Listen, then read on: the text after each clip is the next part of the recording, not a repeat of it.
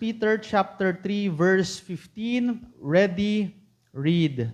But sanctify the Lord God in your hearts, and be ready always to give an answer to every man that asketh you a reason of the hope that is in you, with meekness and fear. Our gracious God and Heavenly Father, thank you for this afternoon. At mula pa kaninang umaga, salamat sa pagpapalang spiritual na pinagkaloob nyo sa bawat isa na naririto sa iyong tahanan. At may mga sumusubaybay din sa amin sa online, pagpalain nyo rin po sila at maging pagpapala ang mensaheng napakinggan at mapapakinggan nila sa mga bahagi pong ito. Itago nyo po ako, Lord, sa inyong likuran, hindi ako ang makita, hindi yung anumang denominasyon, hindi yung sino yung preacher na nagsasalita. Kung meron man laging mag-glorify, yan ay walang iba kundi ang pangalan mo lamang. Kaya ito, Lord, ang aming dalangin sa pangalan ng Panginoong Jesus. Amen. Makakaupo na ang bawat isa. Kung lalagyan ko po ng pamagat, ang atin pong pag-aaral ngayong hapon na ito, o yung pangalawang message po natin, ay sanctify and prepare. Sanctify and prepare. Bigyan muna natin, o define ko muna yung salitang sanctification. Ano ba ang ibig sabihin ng sanctification or sanctify? Sa isang encyclopedia or Way of Life Bible, Encyclopedia of the Bible, sinabi po na ang sanctification, ito yung sanctify, holy, and saint, are translated from the same Greek words. They mean to be set apart for special service. Kaya pag na-encounter natin sa Bible, yung mga salitang sanctified, no, holy, saint, synonymous po yung mga terms po na yan. And pagdating po sa pag-aaral ng sanctification, may basically meron po itong tatlong phase. At part ng ating introduction para mas maintindihan natin mamaya yung ating pag-aaral, tignan muna natin itong tatlong phases na ito. Phases of sanctification. Una po, ito yung tinatawag na positional sanctification. Dito ho makikita natin na ang isang taong nanampalataya sa Panginoong Hesukristo ay, positionally speaking, siya po ay sanctified na. Kaya nga mapapansin nyo sa Bible, pag na-encounter nyo yung salitang saint, yung saint po sa Bible, ito yung mga taong mananampalataya. Hindi po ito yung kinanonize, pinag-usapan kung yan ba, is-saint ba natin yan? No? Wala sa itsura, ay hindi yan pasado. Hindi ganun. No, pag ikay mananampalataya, nagtiwala ka sa Panginoong Hesukristo bilang iyong tagapagligtas, saint ka whether you like it or not. Okay? Kaya nga dito po sa 1 Corinthians, very interesting kasi ang mga taga-Korinto, napaka-karnal. Pero ano po ang sinabi ng Bible tungkol sa kanila? And such were some of you. May mga binanggit na kasalanan dun sa unang verse, sa verse number 10 at yung mga sa mga naunang mga verses. But ye are washed. At ano sabi niyan? But ye are sanctified. No, kayo ay pinaging banal na. Kayo ay holy na. Kayo ay mga saints na. But ye are justified in the name of the Lord Jesus and by the Spirit of our God. Kaya yan po, positionally, pagdating sa kalangitan, tayo po yung mga holy, tayo yung mga banal na, hindi dahil sa mga kilos po natin, kundi dahil sa ginawa po ng ating Panginoon, kaya tayo po ay malinis na, holy na tayo, positionally speaking. Kung hindi po tayo masasanctify, hindi tayo malilinis, ay hindi tayo makakapasok sa langit. Pero salamat na lang sa ginawa ni Jesus Christ sa krus ng Kalbaryo, binayaran niya ang ating mga kasalanan, sino man ang magtiwala sa Kanya, manampalataya sa Panginoong Hesukristo, ay may buhay na walang hanggan at nilinis na po ng ating Panginoon. Pangalawa naman, mayroong tinatawag na progressive sanctification. Ang progressive sanctification, wala itong kinalaman na sa kaligtasan. Ito yung ligtas ka na, mananampalataya ka na. Pero tandaan po natin, bilang isang mananampalataya, ligtas ka na, ang goal natin sa ngayon, mag-grow tayo sa ating faith. Mamuhay tayo ng may kabanalan sa araw-araw. Kaya nga po, dito makikita natin sa sa may 1 Thessalonians chapter 4, verse 3 and verse number 4, anong sinabi po? Sinulat ni Apostol Pablo. Sabi ng talata, For this is the will of God, even your sanctification. Ano daw po yan?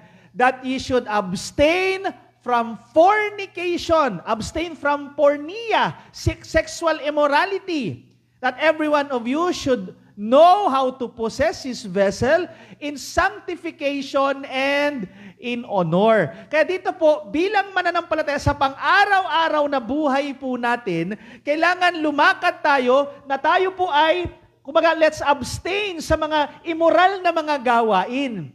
No, dahil ginagawa natin ito hindi para maligtas tayo kasi ligtas na po tayo, ginagawa natin ito kasi we want to glorify God.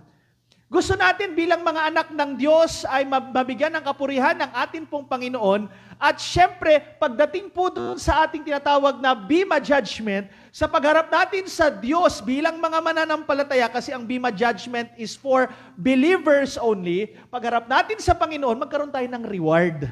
No? Kaya kailangan natin ng progressive, kaya nga tayo, kailangan natin magbasa ng Bible, kailangan natin magpunta sa isang Bible-believing na church na kagaya po nito. Bakit tayo nananalangin? Bakit tayo nagjo-join sa mga ministries? That's part of our progressive sanctification. Then, meron pong tinatawag na perfect sanctification. Sa perfect sanctification, sabi po ng 1 Thessalonians chapter 5 verse 23, and the very God of peace sanctify you holy. Ito na po, buo na, kompleto na. And I pray God, your whole spirit and soul and body be preserved blameless unto the coming of our Lord Jesus Christ. Darating ang panahon, magkakaroon tayo ng perfect sanctification. Ito yung panahon na hindi na tayo magkakasala. Ito yung meron na tayong glorified body. Pagdating ng ating Panginoong Jesus sa rapture, kukunin niya tayo, bibigyan niya tayo ng glorified body na by the grace of God sa mga panahon na hindi na tayo magkakasala. Kaya sa panahon natin ngayon, lahat po tayo ay under construction. Kaya kung may nakita kayong pagkakamali sa akin at may nakita rin kayong pagkakamali sa iba, ganyan talaga ang ating buhay. Hindi pa kasi tayo perfect. Pero hindi natin sinasabing, celebrate natin yung mga kalokohan natin. Hindi po. No, nakakahiya nga yun sa harapan ng ating Panginoon. Kaya gusto natin, kaya nga nagsasama-sama tayo dito. Kumbaga lahat tayo dito ay mga pasyente at nangangailangan tayo ng dakilang manggagamot. Kailangan natin si Jesus Christ para patuloy tayo mag-grow. Sa tulong ng Holy Spirit, mag-grow tayo sa ating pananampalataya. Sa ating pong pag-aaral ngayon, ang pamagat ng ating lesson ay Sanctify and Prepare. Ang sanctification na pag-uusapan natin, ito po yung pangalawa. Ito yung progressive. Ito yung pang-araw-araw. Kailangan natin, kumbaga sa pang-araw-araw na buhay natin, we need to sanctify and also prepare. And in line sa atin pong tinatawag na theme for this month, it's all about follow-up and discipleship. Kinakailangan po nating ma-sanctify, malinis sa pang-araw-araw, maging banal tayo sa araw-araw at maghanda po tayo bilang mga anak ng Diyos. Kaya nga doon sa binasa nating verse kanina in 1 Peter chapter 3 verse 15, but sanctify the Lord God in your hearts. Kaya pag sinabi nating sanctify, di ba? Yan yung set apart. Ilalagay natin si God sa tamang place. No? But sanctify the Lord God in your heart. Ilalagay mo ng tama ang ating Diyos, ang ating Panginoon sa iyong puso. Ibig sabihin yan, bilang mananampalataya, si Lord, si God, ang ating Panginoong Hesukristo, siya dapat ang Lord ng buhay natin. Okay? Kaya nga mga kaibigan at mga kapatid, kailangan nating sa buhay Kristiyano, buhay mananampalataya, kailangan tayong mag-submit sa Panginoon, kailangan natin sumunod sa Kanyang mga salita, kasi yan yung sanctify the Lord God in your hearts. Siya yung Panginoon. Hindi na ikaw ang Panginoon ng buhay mo. Siya na ang Panginoon ng buhay mo. And yan po ang layunin kung bakit may mga tinatawag na discipleship. Kailangan tayong mag-grow. And as we grow spiritually, mas lalo nating makita na hindi na ito tungkol sa'yo, hindi ito tungkol sa akin. It's all about our Lord. Bakit natin kinakailangan mas-sanctify? Bakit natin kinakailangan mag-prepare? Bakit po? Because number one, someone is looking. Merong nakatingin sa'yo, merong nakatingin sa akin. That's why, kinakailangan natin ng sanctification araw-araw. Kinakailangan natin mag-prepare sa araw-araw. Merong nakatingin sa atin, mga kaibigan at mga kapatid. Tandaan niyo po, pagdating sa Great Commandment, sabi nga ng ating Panginoong Jesucristo in Matthew chapter 22:37-38, Jesus said unto him, Thou shalt love the Lord thy God with all thy heart and with all thy soul and with all thy mind. This is the first and great commandment, and the second is like unto it, Thou shalt love thy neighbor as thyself. So basically, sa ating pagmamahal, una, mahalin natin ang Panginoon. Pangalawa, mahalin natin ang ating kapwa-tao. And by the way, itong dalawang ito ang nakatingin sa atin. Una, nakatingin sa atin ang Diyos. Pangalawa, nakatingin din yung ating kapwa sa atin. Kaya kinakailangan nating ma-sanctify, malinis tayo, at kinakailangan din nating maghanda. Titignan natin mamaya yung paghahanda na yan. Kailangan nating maghanda because there is someone who's looking sa iyo.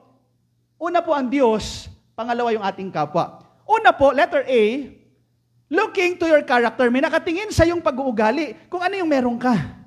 Alam niyo mga kaibigan at mga kapatid, isa sa magandang halimbawa sa Bible, pagdating sa pag-uugali, pagdating sa character, si Job. Si Job, nakatingin sa kanya ang Diyos at nakatingin din sa kanya ang kanyang mga kapitbahay. Nakita sa kanyang pamumuhay. Kaya nga mga kaibigan at mga kapatid, tandaan niyo po na si Job mismo ay nirekomenda ng Diyos kay Satanas. Biruin mo yan, ang gandang recommendation. Nirekomenda ka ng Diyos kay Satanas. O, ba't di mo subukan to? Ganyan mag-recommend ang Diyos. Kaya kung ikaw sa mga oras na ito ay nakakaranas ka ng pagsubok, uy, salamat, nirekomenda ka ng Diyos para subukin ka. Kasi kung wala kang mga pagsubok sa mga oras na ito, magtaka ka. Bakit? Hindi ako nire-recommenda ng Diyos. Mahina ka pag ganun. Pero kung nirekomenda ka ng Diyos, talagang sa tulong niya, alam mo, magtatagumpay ka sa pagsubok na pinagdadaanan. And by the way, sabi kasi ni Lord, o sabi ng Bible tungkol kay Lord, the eyes of the Lord are in every place. Ang Panginoon kahit saan nandoon siya. Hindi tayo makakatago sa Kanya. Hindi siya kagaya ng CCTV na pag may nakawan na dun sa lugar, nasisira yung CCTV. Ang Diyos natin, kahit saan ka pa, hindi ka makakatago sa Kanya because the eyes of the Lord are in every place. And that speaks of being omniscient, omnipresent ng ating Panginoon. Omniscient si God, He knows everything, and He is in everywhere. Siya po ay omnipresent. Kaya nakikita niya po tayo, kaya mahalaga na tayo mamuhay ng may kabanalan sapagkat wala mang taong nakakakita sa atin, merong Diyos na nakakakita sa atin. That's why we need to grow spiritually. At bahagi ng ating paglago, kinakailangan natin ng discipleship para tayo mag-grow sa ating pananampalataya. And Matthew 5:16 tells us na merong mga ibang tao na nakatingin sa atin. Let your light so shine before men. Magpakaayos tayo, gawin natin ang tama. Because merong, sabi nga, that they may see your good works and glorify your Father which is in heaven. May mga taong nakatingin sa iyo na sila po ay tinitignan kung ano yung gagawin. Anong yung mga pananalita. Saan ka pumupunta? Matthew 5:16. Yan. Next. May mga nakatingin din po. Looking to your conviction. Paano ka naninindigan? Paano ka tumindig? Paano mo tinatayuan ang doktrinang meron ka? Isa sa pinakamagandang halimbawa sa Bible ng conviction ay itong mga kaibigan ni Daniel na si Shadrach, Meshach, and Abednego. Again, huwag kayong magtataka kung bakit wala dyan si Daniel. Hindi ho gagawin ni Daniel na lumuhod. Okay? May mga paniniwala that during that time, si Daniel ay wala po sa lugar na yan, pinadala siya sa ibang lugar. Pero kung nandiyan man si Daniel, 4 yan sila, sigurado ako dyan. 4 silang tatayo. Hindi sila yuyuko doon sa Diyos-Diyosan na inilagay po ni Nebuchadnezzar. Mga kaibigan at mga kapatid, mahalaga din po, dahil nakatingin sa atin ang Diyos, nakatingin sa atin ang ating kapwa-tao, kailangan natin ma-sanctify, kailangan natin mamuhay ng may kabanalan, kailangan natin panindigan kung ano ang katotohanan. Sabi ng 2 Chronicles chapter 16 verse 9, binanggit na naman yung mata ng Diyos. For the eyes of the Lord run to and fro throughout the whole earth to shew Himself strong in the behalf of them whose heart is perfect toward Him. Sabi nga ng 2 Timothy 3:17, di ba, that the man of God may be perfect. Hindi yan tumutukoy sa sinless perfection. Wala pong perfect sa atin. Lahat tayo makasalanan. Pero pag ginagawa mo, sinusunod mo ang salita ng Diyos, magiging maayos ang tingin niya sa'yo. Kagaya ng mga kings sa Judah, nakakalungkot sa Israel, walang naging matinong king. Pero yung mga kings sa Judah, pag nakita ng Diyos na itong mga kings na to ay sumusunod sa kanyang salita, winawasak yung mga idols, tinatapon yung mga Diyos-Diyosan, then pasado sila in the sight of God. So nakatingin sa kanilang Panginoon, si God ang nag-a-assess. Pati nga dun sa 7 churches in the New Testament, sino ang nag-a-assess dun sa mga 7 churches? Si Jesus Christ. Kaya ang Panginoon tinitingnan yung ating paninindigan, yung ating conviction. Then sabi ng Titus chapter 2 verse 7 and 8, in all things, shewing thyself a pattern of good works. Magpakita ka ng good works. In doctrine, shewing uncorruptness, gravity, sincerity, sound speech that cannot be condemned, that he that is of the contrary part may be ashamed, having no evil thing to say to you. Nakikita yung ugali mo, may paninindigan ka. Yan ang pinakamahalaga. Mga kaibigan at mga kapatid, tinitingnan ng mga tao kung saan tayo naninindigan. Napakahalaga sa isang estudyante, sa isang nagtatrabaho, may mga kasama ka na mga unsaved, nakatingin sa'yo, inaabangan kung ano yung gagawin mo sa ganitong mga sitwasyon. Konting pagkakamali, pag pinagbigyan mo yung inuman na yan, pag pinagbigyan mo yung mga bisyo na yan, patay na, sira na yung conviction. Kaya kailangan tayo mismo maging strong. Huwag tayong yuyuko doon sa Diyos-Diyosan na kagaya nila Shadrach, Meshach, and Abednego. Andyan yung Diyos-Diyosan ng mga bisyo. Andyan yung Diyos-Diyosan ng mga kasamahan mo sa trabaho nang bababae na. Aabangan nila kung mambababae ka rin o manlalalaki ka. Panindigan mo ngayon na nasa katotohanan ka. Kasi iba ako, anak na ako ng Diyos eh. Kasi pag nakita nila, wala naman palang pinagkaiba, ba't sila maniniwala sa'yo? Bakit sila magpapaturo sa'yo? Wala naman pala tayong pinagkaiba eh. Okay lang naman pala. At saka syempre, pangatlo po, looking sa iyo pong consistency. Alam niyo mga kaibigan at mga kapatid, napakahalaga na tayo po ay maging faithful, maging consistent. Hindi lang tayo sa umpisa. Maraming mga mananampalataya, galing tayo sa umpisa eh. Pero pagdating sa mga kalagitnaan at pagdating sa dulo, patay, bagsak. Kaya nga nakakabilib ang mga farmers. Magandang example ng pagiging consistent. Tuloy lang. No? Marami sa atin, yung mga magulang nyo marahil nung unang panahon, mga farmers sila. Wala naman sila mga amo, tuloy lang sila sa trabaho. Gigising ng alas 3 ng madaling araw, alas 4 ng madaling araw, konting kape, mamaya nagsasaka na. Araw-araw ginagawa nila yon. Consistent. So tayo po bilang mga anak ng Diyos, pag tayo po ay magiging consistent sa katotohanan, magiging consistent sa paggawa ng kalooban ng Panginoon, sino matutuwa sa atin? At sino ang tumitingin sa atin? Siyempre si Lord. Kaya nga sa Matthew 25, sinasabi po rito, isang parable, pero magandang parable ito na ma-apply din natin, na isang araw pagharap natin sa ating Panginoon, sasabihin niya, the Lord said unto him, well done, good and faithful servant. Kasi nakatingin sa atin ng Panginoon, walang sayang na ginagawa tayo sa Kanya kasi pagharap natin sa ating Panginoon, sabi niya, thou good and faithful servant. Consistent ka sa pagdalo, consistent ka sa prayer mo, consistent ka sa devotion mo, consistent ka sa pag-join sa mga ministries, hindi masasayang lahat yan. Nakatingin sa iyo ang Panginoon. Then, pagdating naman sa ating kapwa, Galatians 6:9, and let us not be weary in well-doing, for in due season we shall reap if we faint not. Mga kaibigan at mga kapatid, pagdating sa discipleship, napakahalaga po na maging consistent. Marami sa atin dito na natili tayo dahil may naging masipag na nagturo sa atin noon. Hindi nagsawa, umuulan, pumupunta pa rin sa atin. Bumabagyo, pumupunta pa rin sa atin, nagpa-follow up pa rin sa atin. Salamat sa kanilang mga kasipagan, nandito pa rin tayo hanggang sa ngayon. Bunga na tayo ng mga ministries nila. Kaya nga, natutuwa ako sa buhay Kristiyano ko po. Kaya nga, hanggang sa ngayon, malapit pa rin sa heart ko ang Children's Department. Dahil ako'y naligtas sa Children's Department. Doon ko nakilala ang Panginoon. Bago kami napunta sa Damayan Bible Baptist Church, kami po ay dumadalo sa isang Protestant church. Brother John, sayang hindi tayo nagkita doon. Marasay natin ng dati sa may recto. Doon kami dinadala noon. Umaattend kami ng DVBS noon. No? Every Sunday, lalo pag wala si daddy ko, nagbabarko siya. Dinadala kami ng aking mother doon sa isang evangelical church. Kaya lang, wala ko naalalang tinuruan kami ng salvation. Okay? Yung father ko naman, dahil marino siya, unsaved pa siya nung panahon na yun, pag bumabalik siya, hindi kami umattend sa Evangelical Church, pupunta kami doon sa Roman Catholic Church, hindi kami attend ng misa, sasaw-saw lang kami, okay na yun.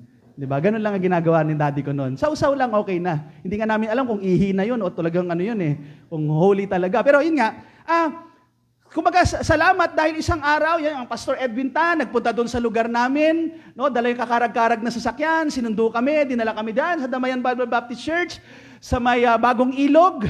By the grace of God, nung napunta kami dyan sa Damayan Bible Baptist Church, yung aking Sunday school teacher, si Teacher Josie, hindi ko alam apelyido niya nung time na yun, ngayon po si Teacher Josie Bernal, one-on-one, kinausap niya ako, kaya nung May 14, 1993, siguro one year old yata ako noon, 1993, ay hindi po, no, ano na ako, no, may edad na ako, grade 5 na ako noon. So noong 1993, tinuruan ako ng aking Sunday school teacher, doon ko lang naunawaan yung salvation, medyo matagal na rin kami umattend sa church, doon ko lang naunawaan ang kaligtasan. At sa biyaya ng Panginoon, simula ng mga araw na nagtuloy-tuloy na po kami. Pero hindi lang nagtapos doon kasi after po noon, merong pumupunta sa amin every Friday. Merong nagtsatsaga sa amin. Andyan po yung dating pastor dito, si Pastor Man, kasama, hindi niya pa asawa si Ate Grace noon, si Brother Francis Pamador, nagpupunta yan doon sa amin, kasama si Brother Demi Lasala, nagpupunta sila doon sa amin, Friday po yan madalas. Tapos meron pang time, nagkaroon pa ng DVBS doon sa amin, andyan sila Pastor Gary De La Torre, Ma'am Cecil De La Torre, kasama niya, yung wife niya na ngayon. Tapos andyan pa sila Ma'am Rose Madriaga. Yung mga yan, yung mga nagturo sa amin. Tapos dumating ang time, doon naman sa Damayan noon, classmate kami nila Tata, no? New Converts class, Believers class. Maraming mga nagtiyaga sa amin, tiyaga-tiyaga. Tinuruan kami. Yan, sila Hildimar Famador, mga classmate ko yan, mga magkakasabay kami yan. No? And by the grace of God, salamat sa mga nagtiyaga, salamat sa mga nagturo sa amin. Gaya nga ng kwento ko sa inyo noon, ayoko niyang Bible study na yan, ayoko niyan. Kasi yung Bible study, kasabay ng X-Men, Friday, alas 7 ng gabi. Siyempre, bilang bata, mas gusto ko X-Men, gusto ko si Wolverine, gusto ko si Cyclops. Ayoko yung mga Bible. Okay naman, pwede naman ibang oras. Kaya nga sabi ko, sana malate, sana hindi na dumating. Yan ang iniisip ko, pero hindi yun ang kalooban ng Panginoon. Salamat, nagtiyaga itong mga follow-up workers na ito. And by the grace of God, nandito kami ngayon. Papatuloy, merong nagtiyaga, merong naghirap. Yan, kaya yan sila Ma'am Pel, hindi namin malilimutan yan kahit nandoon na sila sa Panginoon, pero yung mga ginamit ng Diyos yan, at syempre kasama rin yung mga teacher sa Bible School, no, yan sila Pastor Tan, Pastor Melo, Pastor Sosa, part pa rin yan ng pag-grow spiritual, yung mga nagtiyagang nagturo sa amin, mga walang sweldo yan, pero nagtiyaga, nagturo sa amin. Medyo nasira lang si Ma'am Maylin kasi music talagang hindi ko maintindihan hanggang ngayon. Medyo ano siya, talagang struggle ko siya. Kaya nga mukhang pag-asa ko na lang si Yisha kasi Yasha. Baka sila na lang ang magkaroon ng pag-asa sa music. Kasi kahit misis ko, wala rin pag-asa sa music yan No, magaling yan, expository sermon sa bahay. Pero yun nga, pagdating dito, talagang yun nga mga kapatid. Talagang salamat, may mga nagtiyaga. At gayon din, pagtsatsagaan din natin ng isang tao, maaring sa ngayon, di natin makita yung bunga. Pero isang araw magbubunga din po yan. Tiyagaan lang. Pagsikapan natin. Kasi hindi naman po tayo nagpapalago. Si Lord, didepende tayo kay Lord pagdating sa paglago. Pangalawa mga kapatid, someone is learning. Bakit natin kinakailangan ma-sanctify? Bakit natin kinakailangan mag-prepare? Kasi merong mga gustong matuto, may mga magtatanong, may mga interesado. Sabi nga ng talata, be ready. Kailan tayo magre-ready? Always. Hindi yung every Sunday lang, mag-ready ako, teka, bukas na lang, hindi pa ako ready ngayon. Be ready always. Na anong gagawin natin? To give an answer to every man that asketh you a reason. May mga magtatanong, may mga interesado, mga kaibigan at mga kapatid. Kaya nga kinakailangan natin ayusin natin yung ating pamumuhay, maghanda tayo. Kaya nga yung ginagawa natin, bakit tayo nag-aaral ng salita ng Diyos? We're so blessed. Bihira yung mga churches na may mga Sunday school. Salamat, may Sunday school tayo. Natututo tayo. Salamat dahil meron tayong church na nagtuturo from the Bible. Gaya nga ng nakwento ni Pastor Tan, at naalala ko, may kausap din ako kahapon, nakaka-relate din. Meron akong kausap na sila nakapagtrabaho sila sa isang malaking fellowship. Malaki, talagang libo ang mga membro. Nakakalungkot dahil according to him, according to them, yung iba doon, mga nakasama nila sa trabaho, doon nagtatrabaho sa malaking ano na yun, sa isang malaking fellowship. 15 years na, doon nagtatrabaho. Pero pag tinanong mo, ay, Katoliko ako Just imagine that.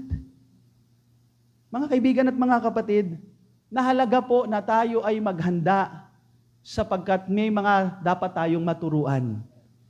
No? Kaya nga, number 1, be ready to declare your faith. Maging handa tayo na i-declare natin ang ating pananampalataya na nakabatay sa salita ng Diyos. Acts 1:8, a very familiar verse, pero sinasabi rito na yung nakabold na part, ye shall be witnesses unto me. So bilang mga witnesses, ang sasabihin lang natin, yung nakita natin from the Word of God. Siyempre, nung panahon na to, yung nakita nila kay Christ, sasabihin lang nila. Pero tayo, ang nakita natin from the Word of God, isi-share lang natin sa iba. Ganyan tayo, witness tayo ng salita ng Diyos. Sasabihin natin sa mga tao, makasalanan tayong lahat, hindi natin kayang iligtas ang ating sarili, kinakailangan natin si Jesus Christ na namatay sa krus para sa ating mga kasalanan, at sino man ang manampalataya sa Kanya ay may buhay na walang hanggan. Ano sabi rito? Witnesses me both in Jerusalem and in all Judea and in Samaria and unto the outermost parts of the earth. So kinakailangan may magturo, kailangan may mag-share ng Ebanghelyo. Okay? Sabi pa ng Romans 1:16, sabi ni Pablo, for I am not ashamed of the gospel of Christ. Salamat si Apostle Paul, nagtiyaga siya, naging tent maker siya, nagpunta siya sa mga iba't ibang lugar para i-share ang Ebanghelyo, hindi niya tinago, hindi niya ikinahiya. Nakakalungkot lang because meron mga theological system sa panahon natin ngayon, nasa evangelical circle po ito. Ano ang kanilang paniniwala? Ay, hindi natin kinakailangan mag-share. Kung maliligtas yan, maliligtas yan. Nakakalungkot yung mga ganun. Ito yung mga taong may mga dugtong pa yung pangalan, may mga PhD pa, mga nagpapakilalang scholars pa. Pero pagdating sa paghahayag ng Ebanghelyo, ay, hindi ko maliligtas yan, ligtas yan. Hindi mo na kailangan pumunta doon sa lugar na yan. That's wrong. Dahil ang gusto ng Panginoon, pumunta tayo sa mga iba't ibang lugar, maging witness tayo, maging saksi tayo, hindi dapat natin ikahiya ang Ebanghelyo ng atin pong Panginoong Jesucristo. Pangalawa po, be ready to defend your faith. Sabi ng talata, be ready always to give an answer. The word answer, ang Greek word ay apologia. Apologia, na dyan po nanggaling yung salitang apologetics. To give a reply, ibig sabihin ng apologia. So mga kaibigan at mga kapatid, tandaan po natin sa ating paghahayag, sa ating paghahayo, may mga lalaban, may mga kokontra sa ating pananampalataya. At ito rin po ay kinakailangan nating paghandaan because sabi ng talata, be ready always to give an answer, to give a reply to everyone that asketh you. May mga magtatanong, may mga interesado. Pero mahalaga, tayo mismo ay prepared para natin didepensahan ang ating pananampalataya. Alam nyo, nabagit ko na rin noon, ulitin ko lang ng konti, hindi lang po, okay na yung tinuturo natin yung what. The Bible is the Word of God, itong teaching ng Bible. Pero isa rin sa mga dapat nating bigyan ng pansin, bakit yung why? Bakit? Bakit natin to pinaniniwalaan? Kasi ang daming mga na-encounter ng ating mga kabataan sa ngayon, ang nagiging hamon sa kanila ng daigdig, yung why na part. Naalala ko yung aking pamangkin, nasa senior high school na siya ngayon. Meron siyang classmate, na ang classmate niya, dating umatin sa church nila. Pero alam nyo, hindi na siya umatin ngayon. At ang naging question niya doon sa aking pamangkin, paano ka nakakasiguro na 66 yung books ng Bible? Paano pag tinanong sa atin yun?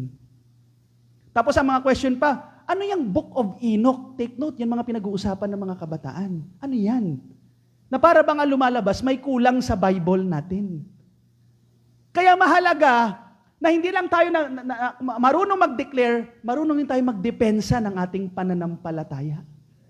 Kaya nga mga kaibigan at mga kapatid, mahalaga na tayo po patuloy na nag-aaral kasi ang kaharian ng kaaway, lumalawak din sila. Ang daming mga naglalabasang mga maling teachings. Kaya mas lalo natin kailangan pag-aralan ang katotohanan, no? At matuto tayong depensahan ito. Sapagkat pag hindi natin dedepensahan, biglang may mga tanong. Tandaan niyo po, si Satanas nagsimula sa tanong, sinabi ba ng Diyos? Ang kaaway ay maglalagay ng question mark. At pag hindi tayo prepare to answer based from the Bible, kahit nasabi natin, uy, anak ng pastor yan, hindi na yan masusway. Sino nagsabi? Kahit mga anak ng pastor, magugulat kayo, may mga nagiging atheist. Kasi minsan, mayroong mga lesson na takot tayong ituro sa kanila, yung pala tinuturo na sa kanila. Kaya nga kahapon, naalala ko, may kausap din ako, sabi niya, papasalamat siya. No, by the way, pag meron kasi tayong departmental class dito, di ba? Every fourth Sunday, departmental fellowship, every 1 o'clock. Ako bumababa ako, nagtuturo ako sa mga bata. No? At nakwento sa akin ng isang mother, papasalamat daw siya, kasi nagulat siya sa anak niya, nagkikwento tungkol sa polytheism. Ano yung polytheism? Sa mga bata, tinuturo ko yun, mga kapatid. Bakit? Yan ang mga paniniwala sa daigdig. Polytheism, deism, dualism, agnosticism, atheism. Ano yung mga yan? Ang alam lang natin, atheism eating. Di ba? Pero yung mga yan, minsan, ano yan? Ano yan? Pero yan ang mga pinag-uusapan ng daigdig. Yan ang mga information na nasa ibang dako, na pag hindi tayo maging ready, yan ang aatake sa atin.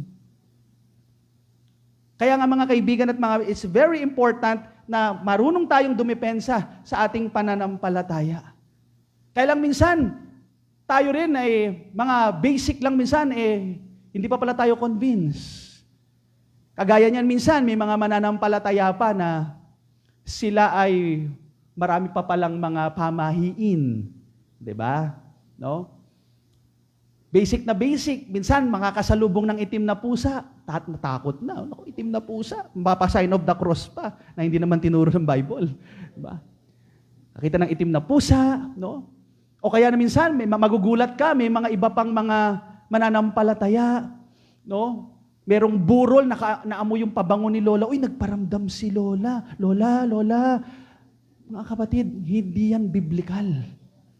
Hindi yan tinuturo ng Bible. Hindi ko sinasabing hindi totoo yung mga ganyang karanasan, pero ang sinasabi ko lang, part ng deception ng diablo yung mga ganyang klase ng mga karanasan. Kaya pag hindi tayo grounded from the Word of God, madadaya tayo ng kaaway. Ba? Sabi po ni Jude, beloved, kausap niya, wala siyang sinabing specific na mga na church, wala siyang sinabing specific na mga believers. General, kaya tumutukoy ito sa lahat ng mananampalataya. Beloved, when I gave all diligence to write unto you of the common salvation, it was needful for me to write unto you and exhort you that ye should earnestly contend for the faith which was once delivered unto the saints. We need to contend, ipaglaban, depensahan natin ang pananampalataya. Actually, wala na tayong bagong tinuturo dito. Ang ginagawa natin, pinagpapatuloy lang natin ang katuruan ng Scriptures. Kaya nga ipaglaban natin itong mga fundamentals of faith. Nakakalungkot lang minsan, may mga ibang mananampalataya, napaka-bold nila to defend yung kanilang political idol, mga leaders. Talagang willing silang makipaglaban. No? Ang alam nila yung mga issue ng maleta, alam nila yung issue ng ganitong bilyon. Pero pagdating sa Bible, tameme. Ni minsan hindi man lang pinagtanggol si Jesus Christ. Minsan may maghahamon pa, pakita nyo sa Bible na sinabi ni Jesus Christ, I am God, worship me. Paano yun? Diba? May mga ganong mga questions. That's why we need to earnestly contend for the faith. Which one's delivered unto the saints? Sabi pa ng 2 Timothy chapter 4, preach the word, be instant in season, out of season, reprove, rebuke, exhort with all long-suffering and doctrine. Bakit po? For the time will come when ang tao po, will not endure sound doctrine. But after their own lust, shall they heap to themselves teachers, having itching ears. Bakit may mga tao sa ngayon? Bakit may mga churches ngayon, ang tagal-tagal na, or mga fellowships today, ang tagal-tagal na uma-attend doon sa kanilang church, bakit hanggang ngayon hindi pa rin naunawaan yung salvation? Huwag natin pag-usapan kasi yan. Kasi ang mga doctrines, it divides. Ang doctrine kasi, offensive. Kasi pag tinuro mo yung Trinity, baka mamaya may uma-attend pala sa atin dito, Unitarian, uma-offend siya. Yun ang problema. Iniiwasang ituro ang mga doctrines kasi baka may tamaan. Pero alam niyo mga kapatid, ang pinakamasakit sa lahat, si God ang ma-offend sa atin. Di baling ma-offend sa atin ng iba minsan, pero ang hindi ma-offend sa atin si God. Kaya pagdating sa katotohanan, let's preach the word. Nasa kapanahunan man o wala man sa kapanahunan. Dahil ang sabi ng prophecy, for the time will come, aayawan na ng tao ang sound doctrine. Kumbaga, hindi na pag-uusapan yung mga hell, hindi na pag-uusapan yung deity of Christ, hindi na pinag-uusapan yung tungkol sa mga repentance at yung mga iba pa mga teachings ng Bible. You know why? Dahil ayaw yan, masakit yan. Dapat ang pag-uusapan natin, how to be rich, paano maghanap ng partner, paano kayo maman, paano umasenso. Yun ang mga magandang pag-usapan. Hindi ko sinasabing wag nating pag-usapan yan, pero kung yan na lang ang pinag-uusapan at iniiwasan ang sinasabi ng Bible, ng mga doctrinal teachings, mali na po yan. Kaya nga bakit nagkakaroon ng mga prosperity gospel? Because sabi diyan, and shall be turned unto fables. Part ng mga fables yan, mga hindi makatotohanang aral. Na pag sinabi, pag nagbigay ka, magiging milyonaryo ka. Kumbaga, dodoble ang binigay mo. Sino nagsabi? Marami sa atin dito. Ilang taon na kayo nagtatithes and offering, hindi naman dumodoble. Yes, minsan talagang bibless tayo ni God, pero hindi sa lahat ng pagkakataon. Pero mahalaga rito, nagiging tapat ka lang. Hindi dahil sa kung anong mga kondisyon o anong mga pangako ng mga prosperity gospel, no. Kaya kinakailangan i-preach the word. Kahit na masakit minsan, may mga masasagasaan na mga teaching, but we need to preach the word. Be ready, letter C, to duplicate your faith. Mga kapatid, tandaan niyo po, si Jesus Christ mismo, wala nang tatalo kay Christ. Siya na ang pinakamagaling sa lahat. Pero nagkaroon ng mga disciples si Christ. Isang magandang halimbawa ng discipleship. Dahil alam ni Christ, isang araw babalik siya sa heaven, physically speaking. Pero kahit wala na si Christ physically, although alam natin spiritually kasama natin si Christ ngayon. Pero physically, nandoon siya sa heaven, pero kahit wala na siya, nagpatuloy ang kanyang aral. Kasi, yun nga, dinaduplicate. Yung kanyang aral, tinuro niya doon sa 12, may Judas pang isa. Diba? Pero kahit na, marami pa rin naman, 11 pa rin naman. Later on, si Apostle Paul. Tapos nandiyan pa si Matthias. Yun nga, tinuruan niya itong mga to, tapos yung mga tinuruan niya, nagturo din sila. Kaya nga, ang Matthew 28:19 at saka 20, magkakampiyan, hindi yan magkaaway. Sabi ng Bible, go ye therefore and teach all nations, baptizing them in the name of the Father and of the Son and of the Holy Ghost, teaching them to observe all things whatsoever I have commanded you.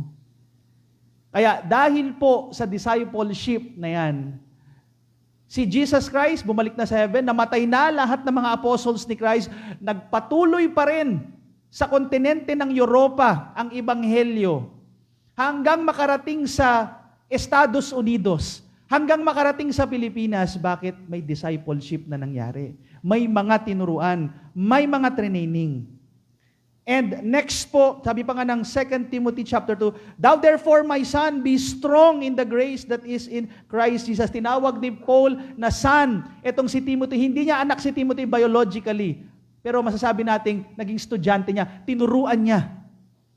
Kaya nga, and the things that thou, sabi niya kay Timothy, hast heard of me among many witnesses, the same commit thou to faithful men who shall be able to teach others also.